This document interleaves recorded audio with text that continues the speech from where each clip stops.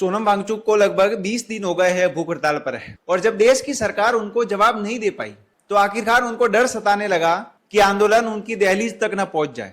इसी डर में आज संवाद का रास्ता नहीं चुना गया। बात करने की बजाय सोनम वांगचुक को घसीटते हुए अस्पताल ले गई। शायद अब सत्ता चैन की सांस लेगी क्योंकि आंदोलन की आवाज कुछ समय के लिए वहां से हटा दी गई। लेकिन सवाल यह है कि आखिर डर किस बात का है, एक शांतिपूर्ण आंदोलन से या उन सवालों से जिसका जवाब आज तक नहीं दिया गया? क्या किसी आवाज को वहां से हटा देने भर से उसके पीछे जो सवाल खड़े हैं वो खत्म हो जाते हैं? आखिर लोकतंत्र में किसी भी आंदोलन का जवाब संवाद से दिया जाता है, उसे हटाकर नहीं। जब सरकार देश के प्रमुख नीट और एसएससी जैसी परीक्षाएं कराने में विफल हो जाती है तो उनकी जिम्मेदारी तय होनी चाहिए। देश के सबसे बड़े शैक्षणिक संस्थानों में से एक आईआईटी कानपुर के एक प्रोफेसर जीडी अग्रवाल की गंगा बचाव के दौरान अनशन के बाद उनकी मौत हो जाती है तो जिम्मेदारी तय होनी चाहिए।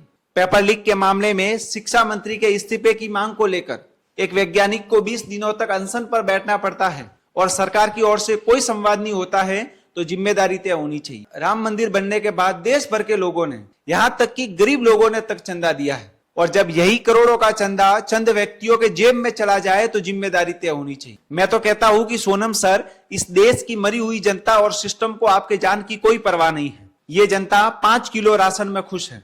हमारा देश पिंजरे में बंद मुर्गों की तरह हो गया है, जिसका नंबर आता है वह चिल्लाता है, बाकी सब दाना चुगने में व्यस्त है। देश में तानाशाही चल रही है। जब लगा कि तुम हारने की कगार पर आ गए हो तो शांतिपूर्ण आंदोलन को भड़का रहे हो। अब समझ आता है कि भगत सिंह ने क्रांति का रास्ता क्यों अपनाया, क्योंकि बहरे तानाशाहों को सिर्फ धमाकों की आवाज सुनाई देती है। लड़ाई शिक्षा की है, इसलिए देश के सभी माननीय और आदरणीय लोग शांत हैं। अभी यही लड़ाई किसी धर्म या मजहब की होती तो सुनवाई घंटों में हो जाती और जो फैसले हैं वो रातों रात किए जाते। आप सभी देशभक्तों से मेरा एक निवेदन है कि सोनम सर को ज्यादा से ज्यादा सपोर्ट करें और आपको सपोर्ट करने के लिए जंतर मंतर पर जाने की आवश्यकता नहीं है। बस उनके लिए आपके द्वारा लगाया गया सोशल मीडिया पर एक स्टेटस ही काफी है। और अगर कुछ अच्छा लगा हो तो इस वीडियो को ज्यादा से ज्यादा शेयर कीजिए और मुझे सब्सक्राइब जरूर कीजिए। जय हिंद।